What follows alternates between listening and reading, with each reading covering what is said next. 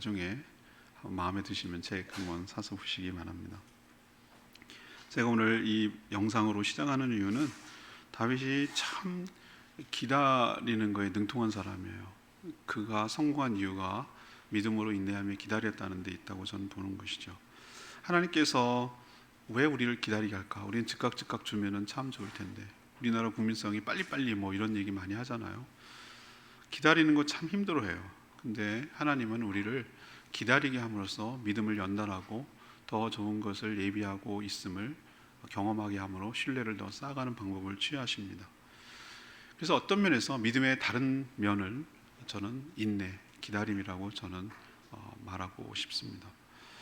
이렇게 하나님의 때를 기다린 다윗이 마침내 유다 지파의 왕을 넘어서 온 이스라엘의 통합 왕으로, 통일된 왕으로 즉위하는 장면이 오늘 5장에 나오는 내용입니다. 오늘 제가 주목했던 요절은 10절입니다. 여러분 10절 다시 한번 읽어보시기 바랍니다. 같이 읽겠습니다. 만군의 하나님 여호와께서 함께 계시니 다윗이 점점 강성하여 가니라. 만군의 하나님 여호와께서 함께 계시니 다윗이 점점 강성하여 가니라. 이것이 다윗뿐만 아니라 우리 모든 성도의 삶의 비결이 되기를 원합니다.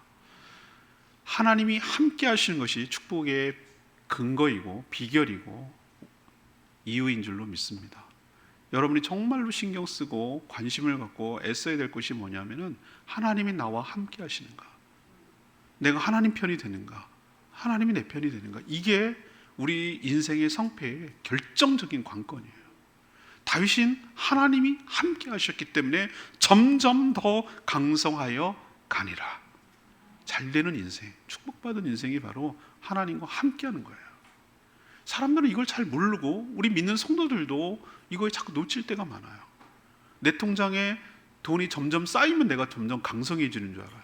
내가 승진하고 더 높은 자리에 올라가면 강성해지는 줄 알아요. 내가 더 인기가 높아가고 명성이 높아가면 더 강성해지는 줄 알아요. 아니에요. 하루아침에 모래성처럼 무너지는 것이 그런 것이에요. 그게 아니고 하나님이 나와 동행하며 하나님이 나와 함께하는 것이 내 인생에 잘되는 비결인 줄로 믿습니다. 다윗은 그래서 잘된 거예요. 오늘 이것을 분명하게 여러분 마음속에 새기고 그렇다고 동의를 하고 나도 그럼 다윗처럼 이라고 고백하며 살아가는 저와 여러분 되기를 원합니다. 자, 그렇다면 다윗이 하나님이 다윗과 함께 했을 때 어떤 일이 벌어지는가? 그래서 우리도 하나님이 함께 하실 때 어떤 일이 예상되는가? 그래서 어떻게 하면 더 하나님과 함께 할 것인지 사모하고 그렇게 되기를 노력하겠는가? 오늘 말씀을 잘 듣고 여러분 삶에 적용하게 되기를 원합니다. 첫 번째는 뭐냐?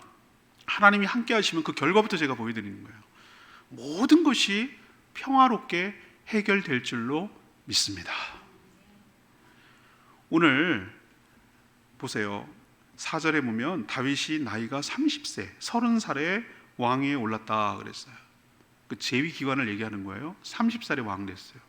젊은 나이죠. 근데 옛날에는 수명이 짧았기 때문에 이 정도도 그 전부터 벌써 기름 부음 받았는데 기어이 30살이 돼서야 이제 왕에 올랐는데 반쪽짜리 왕이었어요. 오늘 4절에 뭐라고 그랬어요? 왕에 올랐는데 총 재위 기간은 40년이에요. 짧지 않죠. 총 40년인데 그 중에 7년 6개월, 7년 반은 유다의 왕이었다고 그랬어요. 이 얘기는 헤브론에서 유다 지파가 먼저 사울 왕이 죽고 나서도 바로 통합 왕이 된 게 아니라 7년 반이 걸렸어요. 7년 반 동안 헤브론에서 있고 그 상대편 그 사울의 그 잔 세력들이 남아가지고 이 아브넬 장군이 이스보셋을 갖다가 구심점으로 삼아가지고 사울의 왕이죠. 그 마하나임이라는 곳에서 요단 동편에 있습니다만 거기서 수도를 세우고 세력을 형성했던 때가, 대치하고 서로 싸우기도 했던 때가 7년 반이었어요. 그러고 나서 나머지 33년을 통합 왕으로 오늘 이제 즉위해서 하는데 그 7년 반, 여러분들이 생각할 때 7년 반이 짧습니까? 아니, 그 앞에부터 칠까요? 갑자기 나는 왕 되는 것도 아니고 사무엘이 오더니만 다 형님들 내치고 마음이 합한 자가 아니라고 그러면서 목동으로 있던 다윗 불러갖고 네가 왕이다 그러고 자기가 왕하겠다고 그랬나요? 그 왕이 기름 부었으면 왕 돼야 되잖아요. 사무엘상은 뭡니까?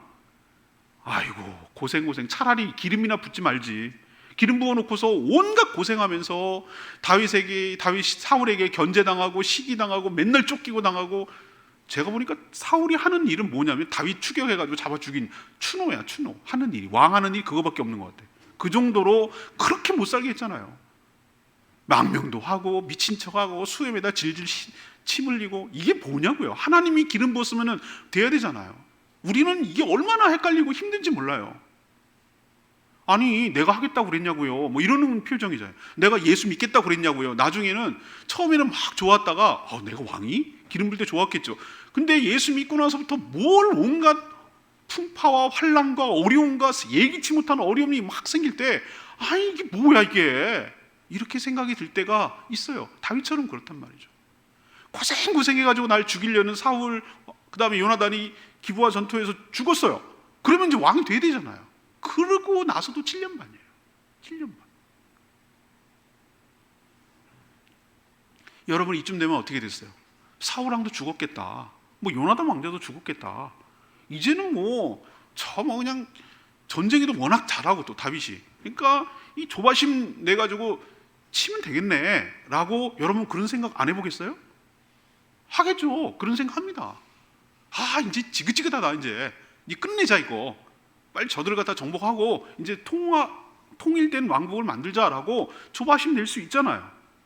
그런데 다윗이 그러지 않은 것이 저는 믿음의 증거이고 성공의 이유라고 저는 생각하는 거예요. 믿음으로 인내하는 거예요. 믿음으로 인내. 자기 방법으로 해결하려고 하지 않는 거예요. 자기 식으로 해결하지 않고 이 모든 되어지는 과정들을 하나님께 믿고 맡기는 거예요. 그걸 뭘로 자기가 증명하냐면은, 무력으로 얼마든지 힘이 있어서 저들을 정복할 수 있음에도 불구하고 무력을 사용하지 않았어요. 이게 저는 그가 하나님의 뜻을, 하나님의 때를 기다린 증거라고 보는 거죠. 다윗이 한 건 아무것도 없습니다. 다윗이 손으로 한 건 아무것도 없어요. 근데 기회가 찾아왔어요. 기회가 온다고요. 기다렸더니 아브넬이 이스보셋하고 네 분이 일어났어요. 이스보셋이 사울의 왕 아들이거든요. 그래서 허수아비 왕으로 세워놨더니 아브넬이 실권자예요. 실권자, 아브넬 장군이. 근데 자기 마음대로 하는데 아브넬이 하지 말아야 될 짓을 했어요. 사울의 처북과 통관을 했어요. 그러니까 이스보셋은 아무리 허수아비 왕이도 이건 너무한 거잖아요. 그래서 아브넬 장군을 나무랬어요. 아니 어떻게 당신은 그럴 수 있느냐. 이 말 때문에 서로 관계가 틀어지고 마음이 상했어요. 그래가지고 아브넬이 뭐라고 그러냐면, 이제 니네 끝났다, 내가 이제 모든 나라를 다윗에게 넘기겠다, 이래가지고 망명하고 찾아옵니다. 그때도 다윗이 아브넬 장군을 죽이지 않습니다. 잘 잔치 배설해서 대접하고 잘 보냅니다. 근데 누가 죽였죠? 요압 장군이 죽였어요. 요압이 누굽니까? 다윗의 장군이에요. 근데 이 아브넬과 전투가 벌어졌어요. 전투가 벌어졌는데 서로 막 치고받다가 아브넬 장군이 밀리기 시작했어요. 근데 요압 장군의 막내 동생 아사엘이라는 친구가 영웅심에 자기가 빠른 다리만 믿고서 아브넬 장군을 끝까지 추격했어요. 따라오지 마라 그랬는데 끝까지 추격하다가 백전노장 아브넬 장군이 창 끝으로 뒤로 찔러서 죽었단 말이에요. 그 원한이 산 거예요. 원한 감정이 있는 거예요.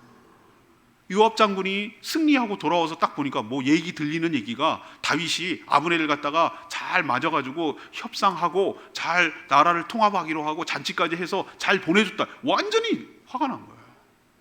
그래가지고 전령을 빨리 급하게 보내가지고 아브넬 가고 있는 아브넬을 불러서 무슨 다윗이 부른 것처럼 해놓고 헤브론으로 데리고 와가지고 무슨 긴밀하게 둘이만 얘기할 것이 있는 것처럼 해놓고 20명 수행원들을 따돌린 다음에 칼로 찔러 죽였어요. 그때 다윗이 굉장히 중요한 순간이었어요. 이게 다윗이 그게 잘한 거예요.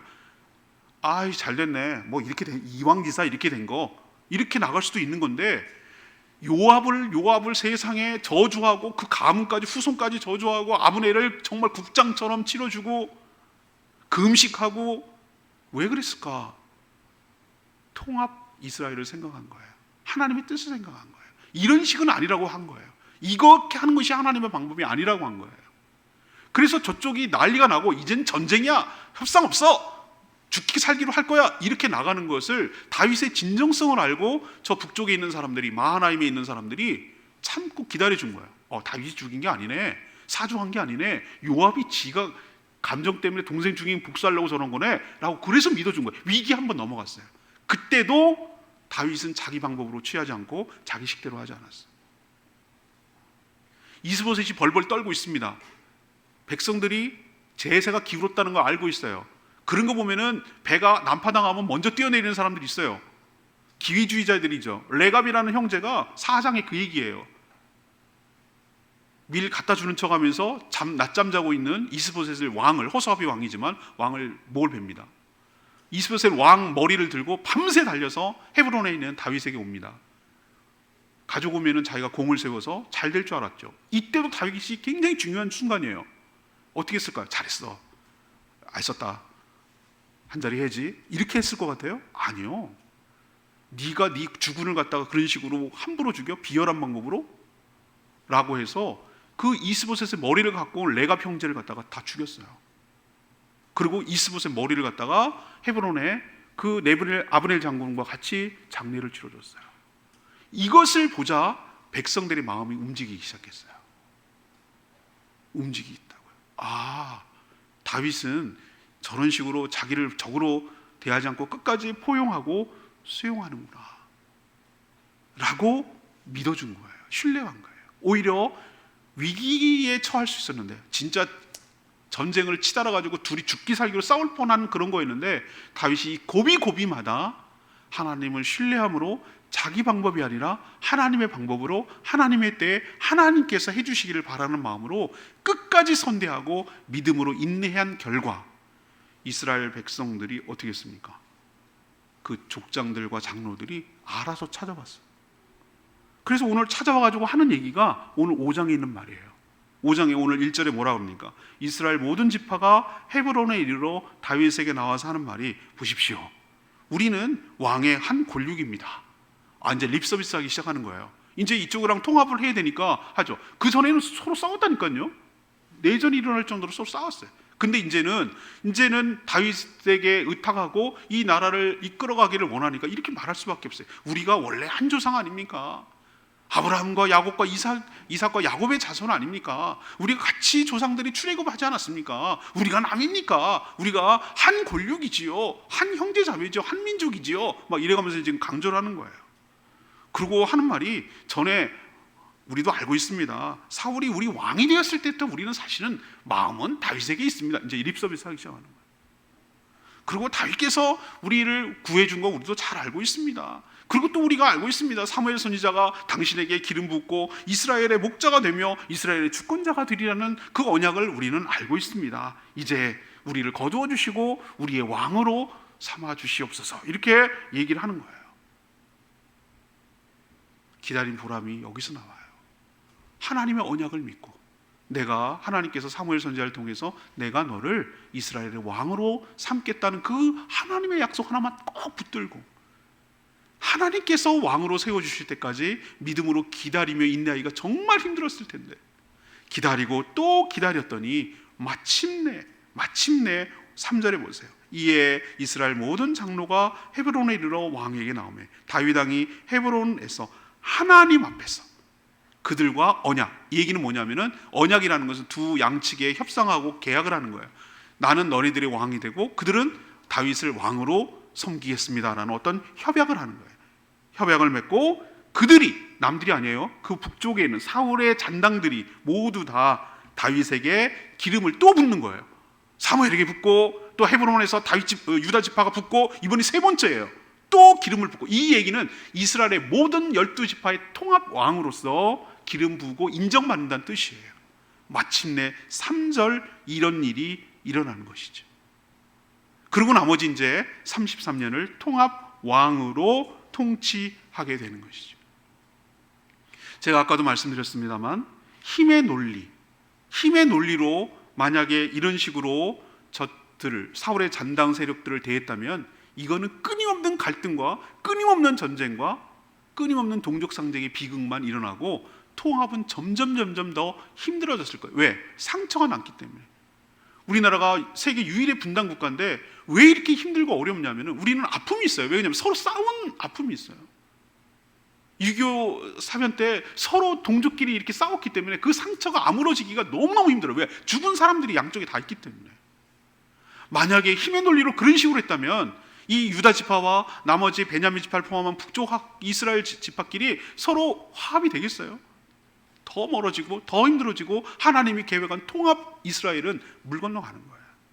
하나님의 뜻을 믿고 힘의 논리가 아니라 하나님을 포용하고 하나님의 자비와 사랑으로 끝까지 믿음으로 인내한 결과가 이렇게 하나님의 때에 하나님의 방법으로 통일 이스라엘 왕으로 다윗이 등극하게 되는 줄로 압니다. 여러분 기억하셔야 돼요. 저는 싸우는 건 어쩌면 쉬울지도 몰라요.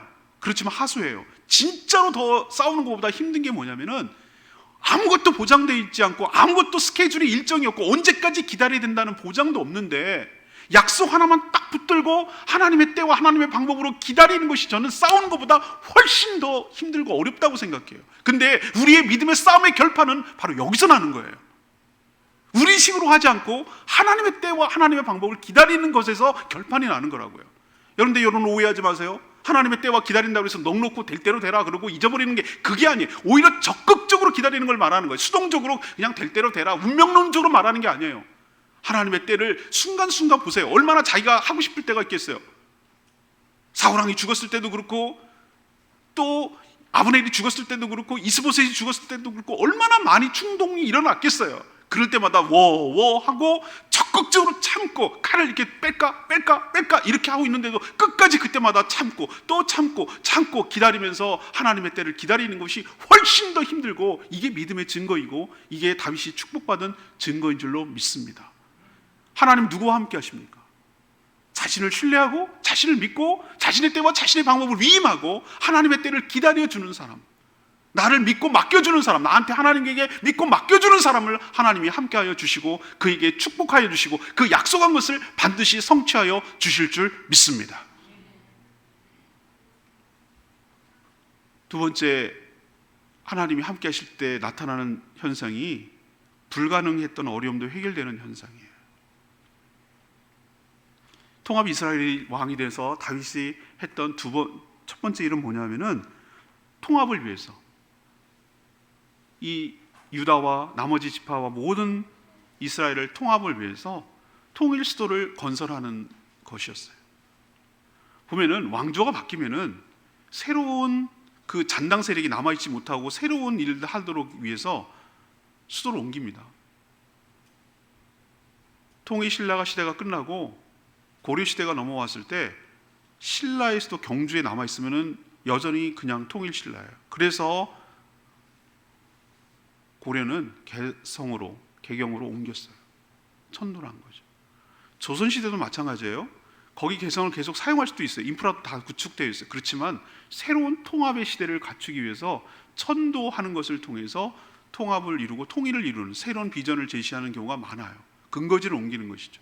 그래서 서울, 한양으로 옮겼던 거예요. 이스라엘 통합왕으로서 다윗이 했던 것은 어디냐면은 헤브론은 유다 지파의 땅이에요. 유다 지파의 핵심 코어예요. 코어. 거기가 사통팔달 되는 거고 가장 중심 안쪽에 있어서 안전한 땅으로 했기 때문에 헤브론. 그렇지만 헤브론을 계속 고집한다면 여러 나라 사람들이 어떻게 되죠? 저건 유다 나라네 라고 생각할 거예요. 한 수 뛰어난 아이디어를 내는 게 뭐냐면은 가장 라이벌 사울이 베냐민 지파거든요. 사울의 땅으로 들어가는 거예요. 사울의 땅에다가 수도를 삼는 거예요. 그러면은 통합이 자연스럽게 일어나는 거예요. 이들도 포용하고 이들도 수용할 의지가 있는 거구나 라고 생각을 하는 거예요. 예루살렘이 그때 바로 베냐민 땅의 근거에 있었어요. 근데 예루살렘은 그때 자기네 땅이 아니었어요.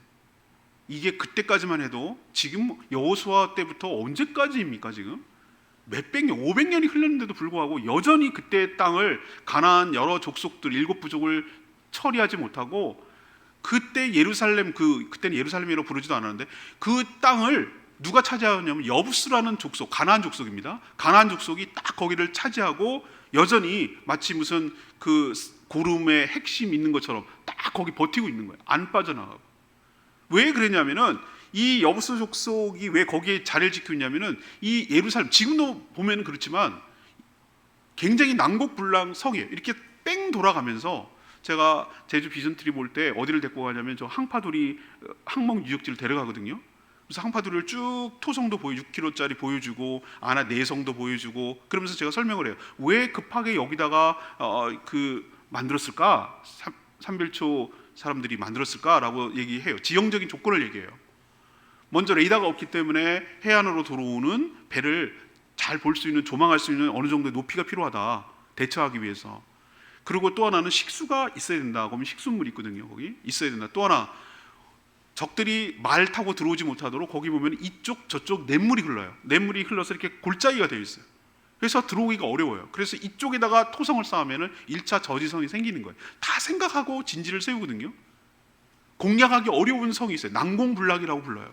근데 예루살렘 저희 가보면 알겠지만 이쪽 골짜기, 이쪽 골짜기, 골짜기가 이렇게 있어요. 그 사이에 높은 산처럼 되어 있어요. 그래서 올라가기가 어렵고 공략하기가 어려워요.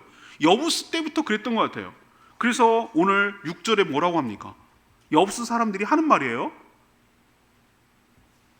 왕과 그의 부하들이 예루살렘으로 가서 그 땅 주민 여부스 사람들에게 치려고 하는데, 이제 거기를 통합 수도로 삼으려고 이제 계획하는 거죠.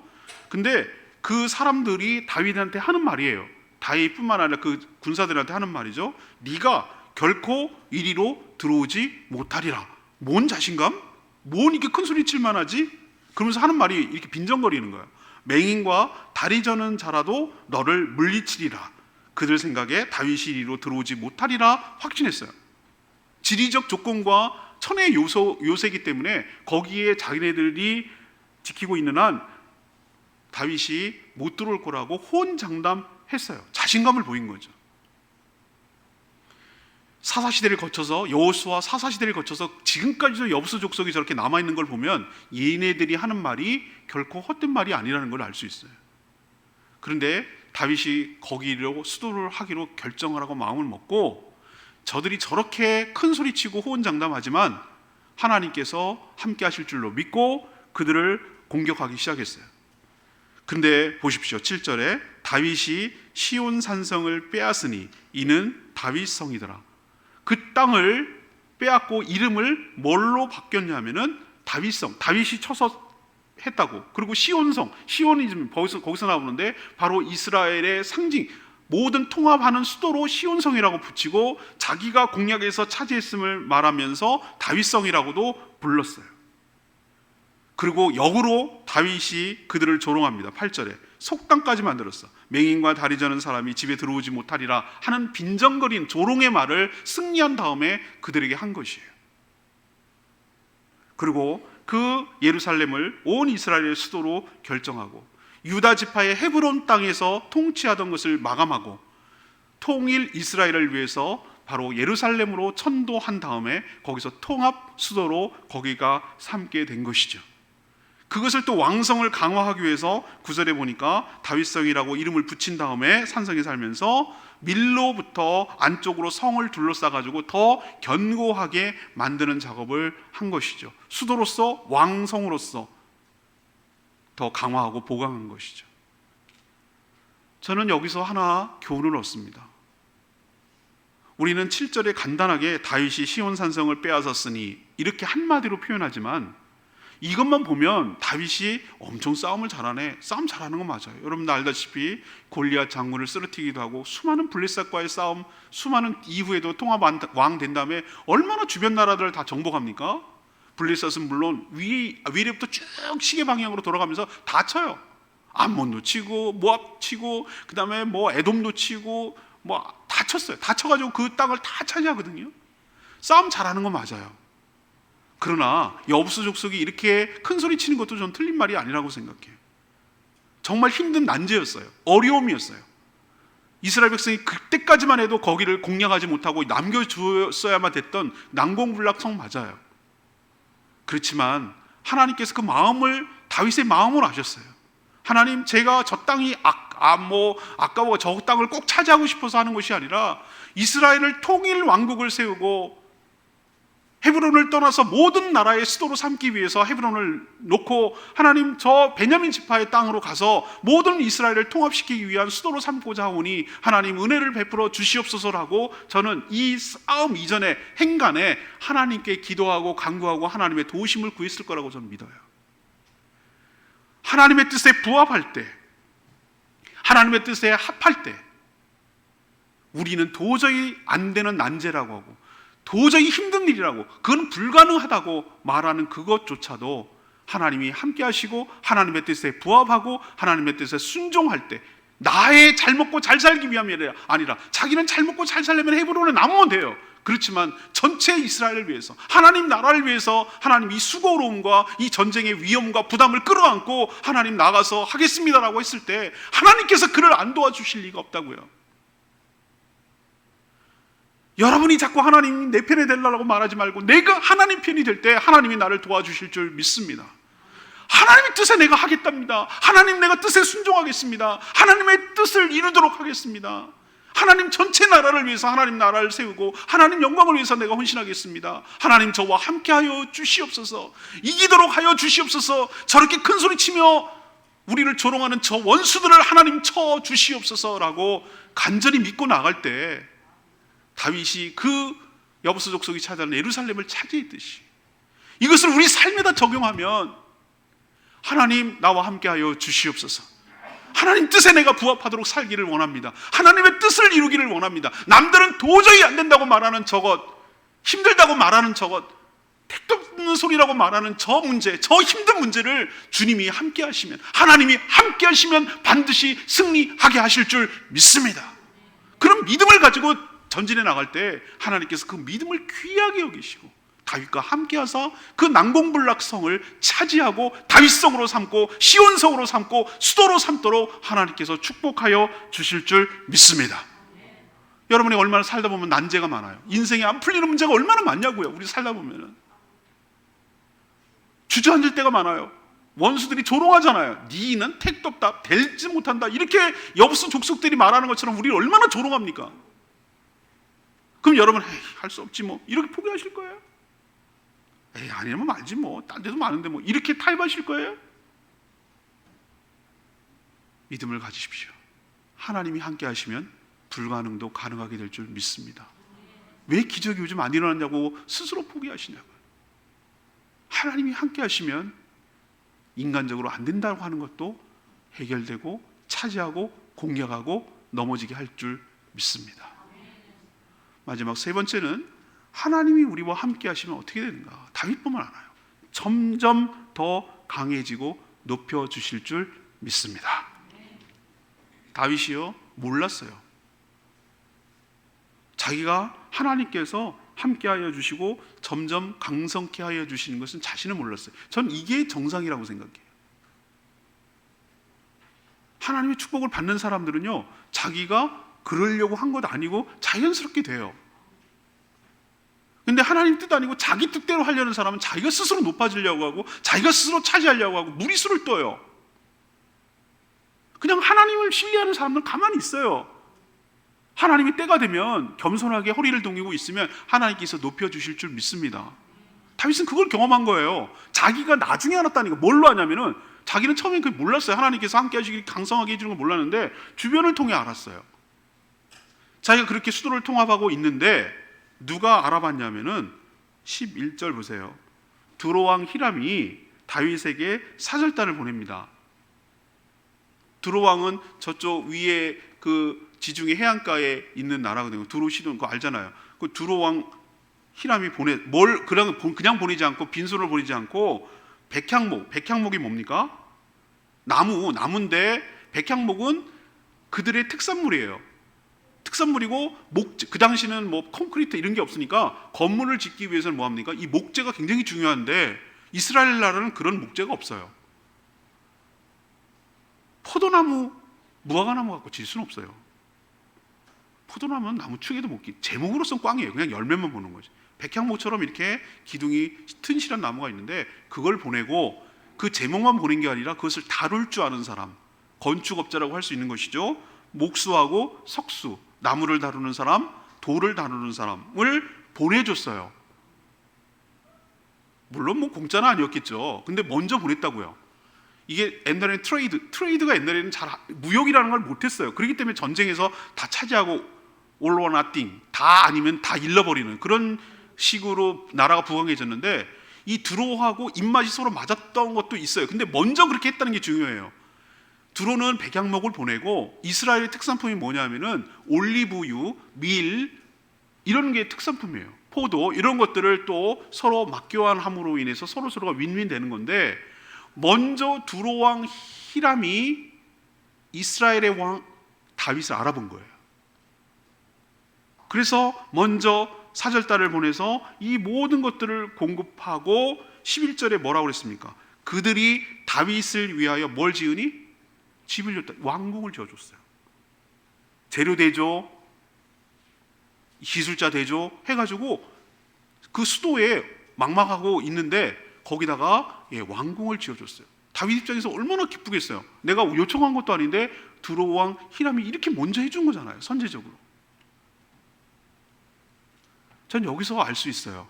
우리도 보면 세태가 그래요. 세태가 보면은 딱 눈치를 채는 거죠. 이렇게 돌아보다가 나한테 유리할 사람이 어딘가, 잘 지내면 나한테 유리하고 나한테 득이 될 사람이 누군가라는 것을 국제사회에 있을 때, 그때나 지금이나 똑같아요. 어디에 붙어야 되고 어디다가 비위를 맞추고 어떻게 우호관계를 하고 어떻게 적대관계를 만들지 말고 어떤 식으로 적당하게 해야 되는지를 동물적 감각으로. 그러니까 두로 왕 했겠죠. 히람이 그걸 빨리 간파한 거예요. 돌아가는 이 폼을 보니까, 돌아가는 형세를 잘 보니까 다윗 보통이 아닌데, 승승장구하겠는데, 얘랑 원수지면 나한테 굉장히 불리해지겠는데, 쟤랑 잘 지내놔야 우리한테도 유리하고 서로 좋겠는데 라고 판단한 거예요. 그걸 어떻게 합니까? 저가 믿는 여호와 하나님이 다윗과 함께 있는 거구나. 뭔가 든든한 뒷배가 있네. 그러지 않고선 저렇게 잘 될 수가 없네 라는 것을 감지한 거예요. 다윗은 몰랐던 것을 주변에서는 감지했던 거예요. 그래서 다윗과 관계를 강화하고 또 서로 교역하고 서로 잘 지내보자고 먼저 이렇게 특산물도 보내고 기술자도 보내고 다윗을 위해서 왕궁까지 지어주고 이렇게 했던 이유가 거기 있어요.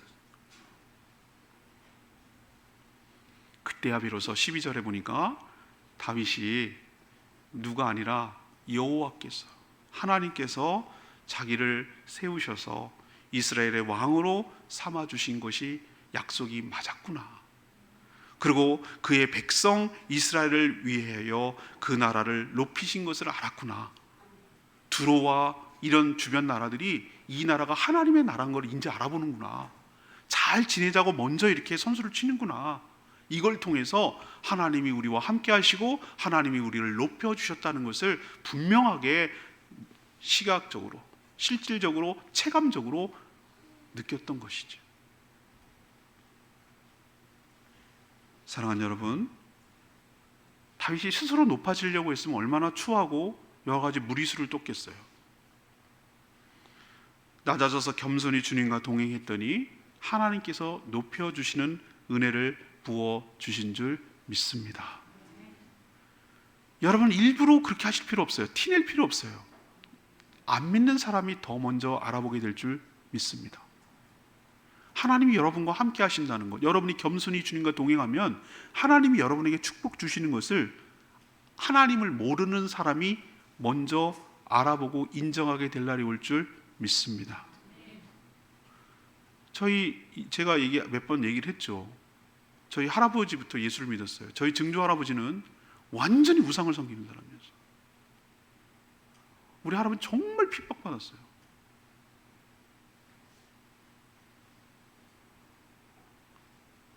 집안에서 내치기까지 했어요. 저희 아버지 고향이 집성촌이에요. 경주시가 다 모여 있어요. 돌림자가 있어요. 돌림자.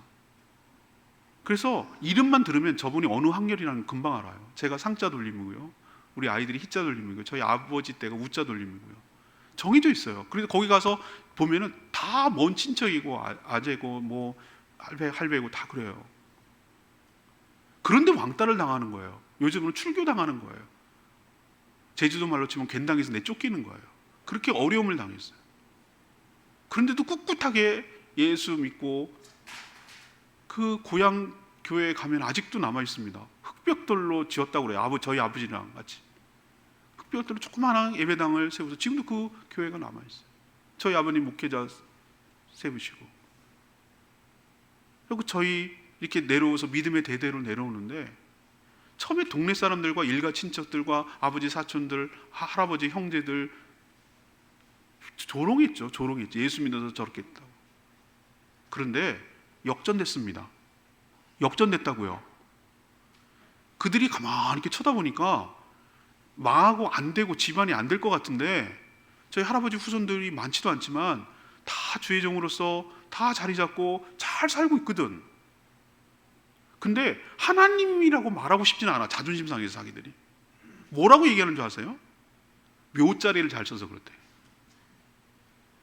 묘자리 잘 썼다고. 그러니까 인정하는 거예요. 아니 그럼 그 옆에 있는 저희 할아버지 형님은 왜 잘한대? 묘자리가 아니죠. 저는 아니라고 믿어요. 하나님이 함께 하시고 어쨌든 잘했든 못했든 평생을 주의 일을 헌신하며 하나님 나라를 위해서 헌신했을 때 하나님께서 뭘로 보상하시냐면은 자녀들이 믿음 안에서 잘 되도록 은혜를 부어주시는 줄로 믿습니다. 믿는 사람들이 인정하는 게 아니라니까요.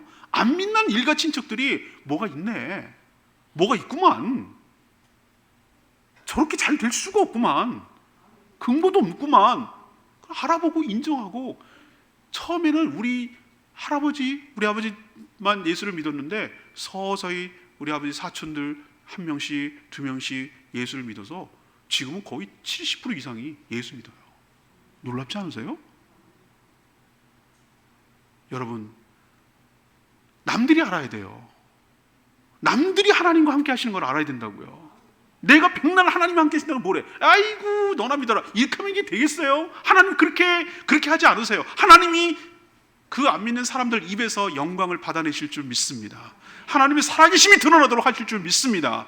내가 어떻게 너희들을 자녀들을 축복하는지를 봐라 이거예요. 너희들 기준으로 말했을 때도 봤을 때 하나님이 함께 할 수도 있고 하나님이 너와 동행하고 그래서 잘 될 수밖에 없는 것을 보라는 거예요. 그래서 하나님이 그 명성이 손상가지 아니하시고 하나님이 영광을 스스로 거두실 줄로 믿습니다. 그러기 위해서 우리를 높여주시고 우리를 잘되게 하시고 그것을 인정하도록 인도하여 주실 줄 믿습니다. 이게 바로 하나님과 함께 있을 때 우리는 축복이에요. 뛰는 놈 위에 나는 놈 있다, 이런 속담이 있어요. 저는 뭐라고 여러분에게 말씀드리고 싶냐면은 진짜 최상의 하이 레벨은 하나님이 함께 하시는 사람인 줄 믿습니다. 하나님의 은혜를 받는 사람은 이겨낼 자가 없어요. 누구도 못 이겨내요. 탁월한 사람 얼마나 많습니까? 세상에 날보기는 사람 얼마나 많냐고요. 주변에 살다 보면 주변에 와 이렇게 뛰어나고 능력 많고 대단한 사람이 막 천지백갈이야. 너무너무 많아. 내가 이런 틈에서 어떻게 사나 싶을 정도예요. 얼마나 능력이 탁월한 사람. 그런데 제가 살아보고 보니 그래 너는 2등은 하는데 최고는 안 돼. 왜? 하나님이 함께하는 사람이 탑이에요. 하나님이 은혜를 부어주시고 쏟아 부어주는 사람한테 감당이 안 되더라고. 안 돼요. 맞아요. 뭘 해도 잘 돼. 뭘 해도 된다고. 나는 자기가 막 잘하려고 그러지 않았어. 그냥 나는 기다렸어. 하나님만 믿었어. 하나님만 의지하고 붙들고 있었어. 그냥 기다리고 참고 있었어요. 근데 하나님이 높여주시는 걸 어떻게 이기겠냐고. 그 사람은 감당 못합니다. 세상이 감당 못합니다. 이게 바로 하나님을 믿는 사람의 특권이고 하나님이 믿는 사람들의 축복인 줄로 믿습니다. 내가 막 이러지 마세요. 기다리세요. 오늘 제가 첫 번째로 여러분에게 드리고 싶은 마음이 이거예요. 다윗이 쭉 오늘 스토리를 얘기하면서 비결이 뭐냐고, 어떻게 잘 됐냐고 할 때 우리는 조바심 엄청 냅니다. 인내심이 바닥납니다. 초조해집니다. 시간은 자꾸 가는데 칼 뺄까? 지금 기회인 것 같은데 이럴 때가 얼마나 많으면 움찔움찔할 때가 많습니다. 여러분 그때 참으세요. 그때 인간적인 방법으로 하지 마세요. 내 식대로 하지 마시고 이렇게 칼집에다 놓고 안 빼는 게 더 힘든 일이에요. 빼는 건 쉬운 거예요. 빼지 않고 가만히 참고 기다리는 게 훨씬 더 힘들어요. 하나님께서 해주시기를, 하나님께 맡기는 게 훨씬 더 대단한 믿음이에요. 막 휘둘르는 게 믿음이 아니고 참고 기다리고 인내하는 게 더 진짜 힘들어요. 그런데 그게 잘하는 거예요. 적극적으로 기다리는 거예요. 적극적으로 하나님께서 하시기를, 하나님이 해주시기를, 하나님의 때가 이루어지기를, 하나님의 방법으로 이루어져서 그렇게 할 때 무리가 가지 않아요. 모든 것이 원만하고 모든 것이 순적하고 모든 것이 평화롭고 모든 것이 은혜롭게 잘 이루어질 줄로 믿습니다. 선무당 사람 잡는다고 내 식대로 막 칼춤 추다가 열었다 쳐. 문제를 해결하는 것이 아니라 더 난장판 만들어서 더 힘들게 만들어요. 가만히 기다리세요. 하나님이 하는 게 깔끔하게 해결해 주세요. 두 번째는 뭐냐? 난제를 내 힘으로 못해요. 내 힘으로 했다면 저 예루살렘에서 못 공격한다고. 여부수 사람들 얘기가 맞아요. 내 힘으로 하면 안 돼요. 그런데 하나님이 나와 함께 하시고, 근데 하나님이 자꾸 내 편으로 끌어들이려고 하지 말고 내가 하나님 편 되면 돼요. 하나님의 뜻에 부합하게 여러분이 살면 돼요. 하나님의 뜻에 합당하도록 살면 돼요. 하나님의 영광을 위해서 하나님의 목적을 부합하도록 살면 하나님이 여호와님과 함께 해주시고, 도저히 안 된다고 말하는 그 문제를 하나님께서 해결해 주시고 승리하도록 인도해 주실 줄 믿습니다. 이걸 경험하셔야 된다고요. 마지막 세 번째는 뭐예요? 제발 스스로 높아지려고 하지 마세요. 과시하고 자랑하고 그렇게 더 오히려 사람 우습게 돼요. 하나님이 높여주시면 돼요. 때가 되면 하나님이 높여주세요. 인정해주세요. 내가 오로지 신경 써야 될 건 뭐냐면은 하나님과 나와 함께 어떤 관계에 있지, 내가 하나님이 나와 함께 하고 계시는가, 이것만 신경 쓰면 돼요. 하나님이 나와 동행하시는가, 하나님이 나와 함께 하시는가, 여기만 신경 쓰면 하나님이 알아서 때가 되면 높여주시고 그를 통해서 영광 받아주실 줄 믿습니다. 이렇게 살아가는 저와 여러분 되기를 축원합니다. 오늘 말씀 붙들고